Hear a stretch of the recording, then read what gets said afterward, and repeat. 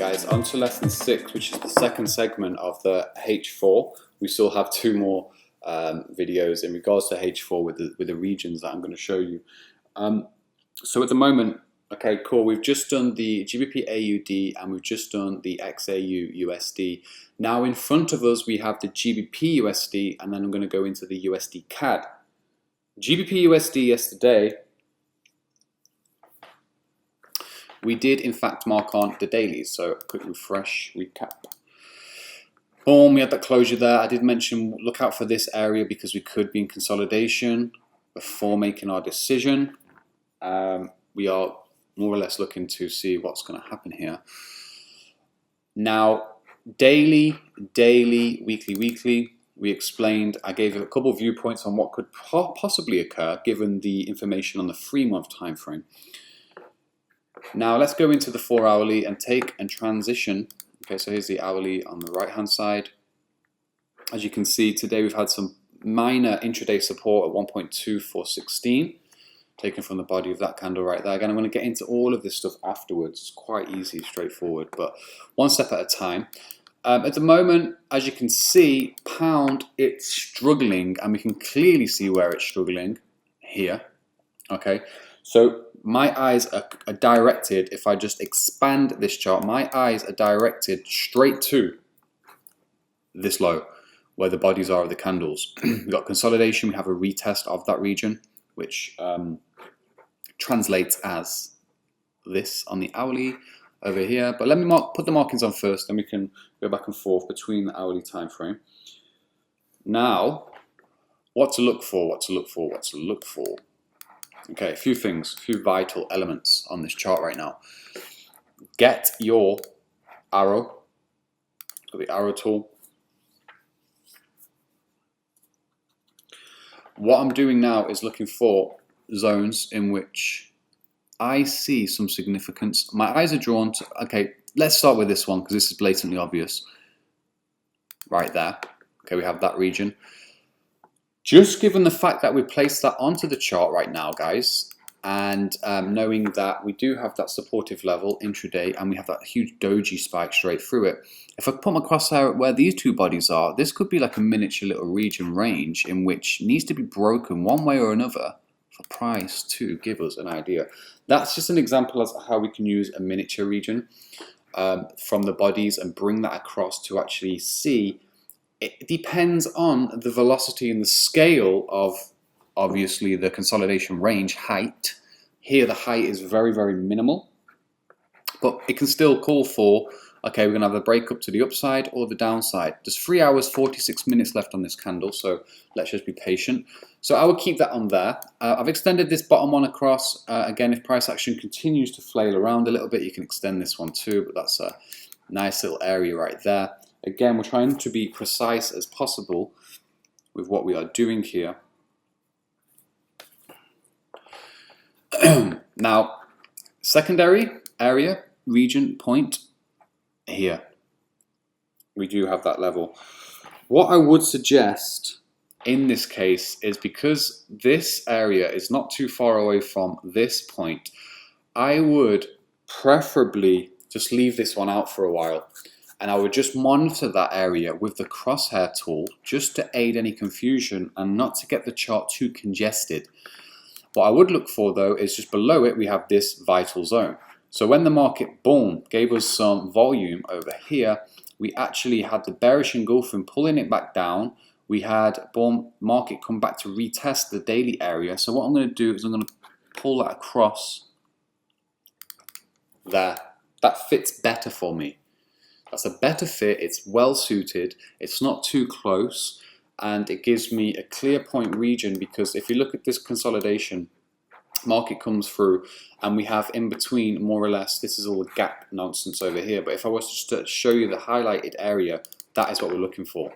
That is where, as you can see here, as the price breaches that zone, volume is pushed through. It goes into new territory highs. So I'll know that is a specific region in which if pound does decide to roll over, it will come into that area. To the upside, we have this point right here. That's quite vital. and we also have this area over here as well. So let's just try both. Okay, so first let's start with this one. What we can see there is a huge run into the level, shooting star candlestick right there, shooting star, and then price pulls back and retests it once more. We get another test right there, and then we get another test right there. Okay, so we go out the structure, make a high, come back into the structure, below it, retest, and then we fall back. What is important here is that because we have now marked out this area in particular, we can now see where the market is trading. It's trading below this zone, and it's still following suit. So if I was to bring up the hourly, guys,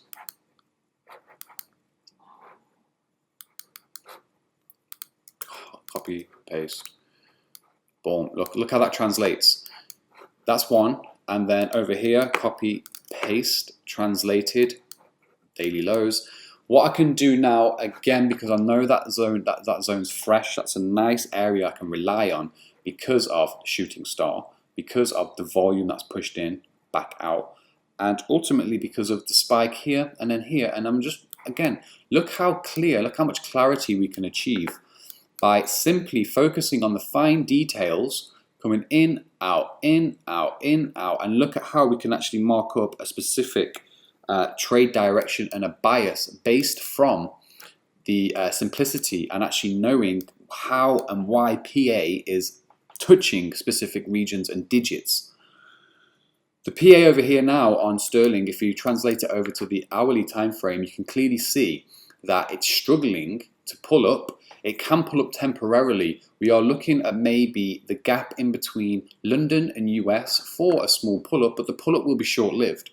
This area right here, which I've just more or less spoke about, I'm not going to plot anything on there. I'm just going to keep that by eye. I'm going to monitor it by eye, and I'm going to monitor it using the crosshair tool. If you look over to the right hand side, how that crosshair is translated, we more or less have this miniature intraday lower swing drop pushed into new volume lows. As long as price stays below that region, and we also have obviously intraday areas here, which I'm still yet to get into on further videos, sterling for me is going to probably push up maybe 20-30 pips, roll over, but what we're looking for in the rollover is a break of the intraday low, the IDL right here, into 2370, which has already been marked on. So again, we're just achieving clarity and organization, and we're only a few videos in. So sterling for me, I know exactly which level is which, weekly, daily, H4, where PA is, where intraday cycles are being rolled out, and at the moment this is still within an intra-week cycle on the 4 hour. Intraday I can read that, intra-week I can see that we do need one more push down before the cycle actually resets itself. So, with that being said, simplicity, organization, I will leave that for now. But yeah, that hook there, that line, again, look what we're focusing on. We took the colors away, we're focusing on candle formations.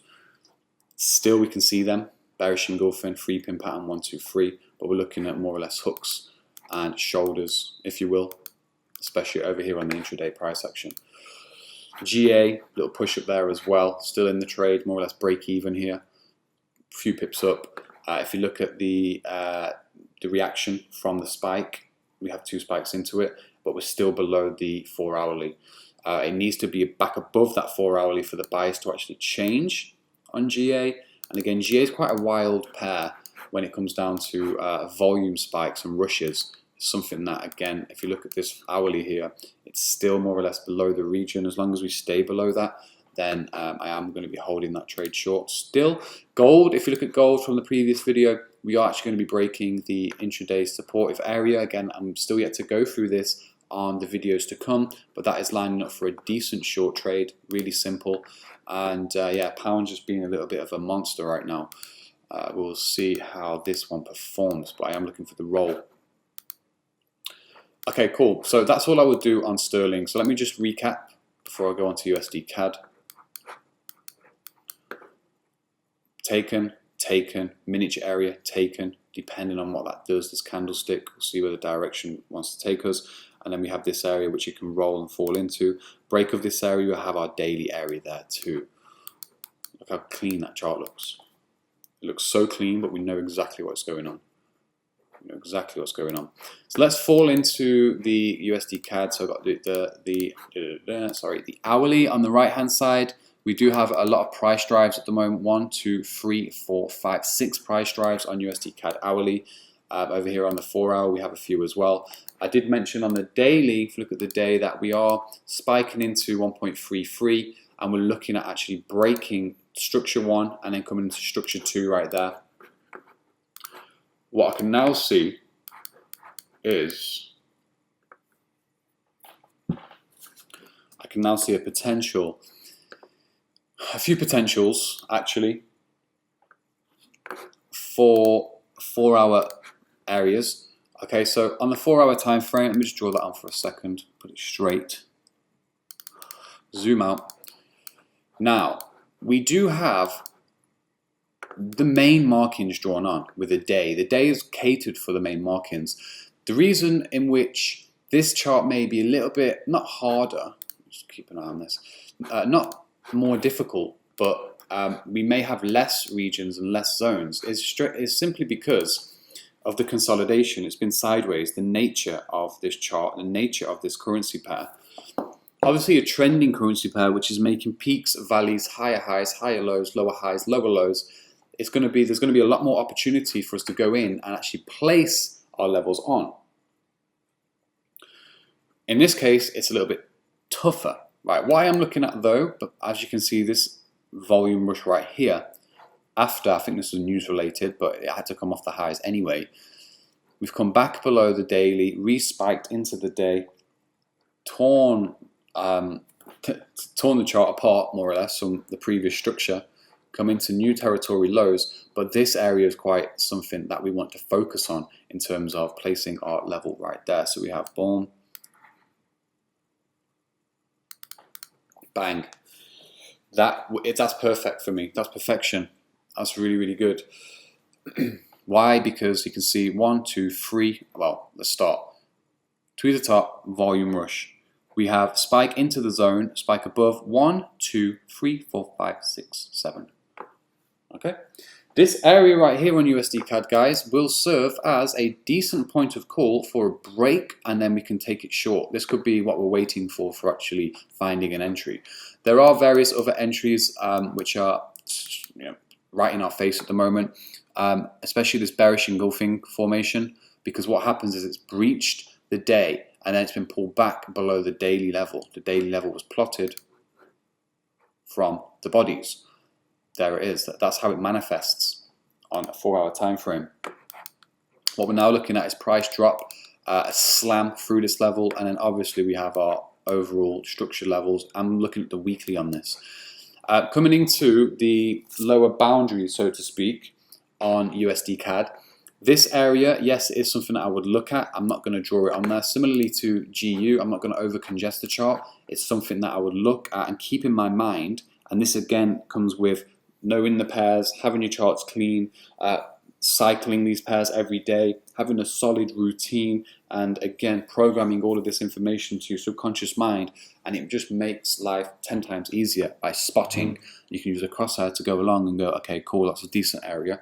Let me see if I am going to be short. Let me just be wary about this level because it can maybe bounce. However, we are looking for boom, big drop, something like this to come.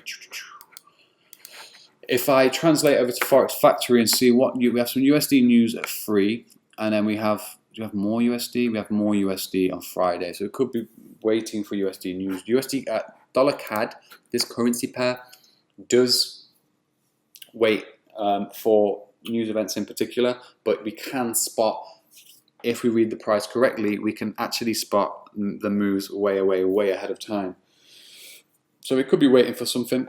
Again, this consolidation now with price build up, and there's nothing to tell us yet to go long. The only other thing I would put on that as a variable is this line right there, just as like a heads up, because it can maybe spike one more time into this level just because of the previous behavior and then roll over into new lows. But yeah, that's what I would do with that in terms of warning. Let's go into the hourly and just see how some of these levels actually translate. So copy and then paste over to the hour. All right, so Hourly at the moment, what we've seen today in particular is we've had the price drive over here, and these are the setups galore. So much we can do with our knowledge over here, because if we've spotted that and then we place that on, look at this, we have price drive 1, price drive 2, there's entries here, big risk reward setups on the hourly time frame. I'm not even gone into the 15-minute time frame yet, and these are big moves where you can actually risk more capital, put more capital at stake to actually get pinpoint accuracy entries and hold this bad boy into, you know, maybe a swing trade. So if we look at this low right here where we've placed it at the body, and we can clearly see that price is actually running into that zone slowly but surely. What we've seen today, another entry could have been, okay, we have the spike to the high, that's a bit sloppy though. We had this structure which was broken on the hourly. Again, I'm going to be dissecting the hourly chart soon, but we also have the spike into the high where this range is, because we do have a small range running here on dollar CAD, and then we've actually broken out of the range. So again, we can use higher time frame tooling, if you will, come on GA, and we can actually go in and dissect and find decent setups on the hourly in the 15-minute time frame. That's all for this video. This one's a little bit shorter because I haven't really got too much more to say on this pair in particular. You know, running 20 minutes on this vid, but we can maybe retest that area now and roll over. Even if you wanted to, obviously you'll be mindful of this level on an intraday perspective, but because of what we see on the top-down analysis, daily, 4-hour, weekly, we can expect a push into new lows, and we can hold that. You know, it's a decent risk-reward setup. Like up here, for instance, let me just show you one thing.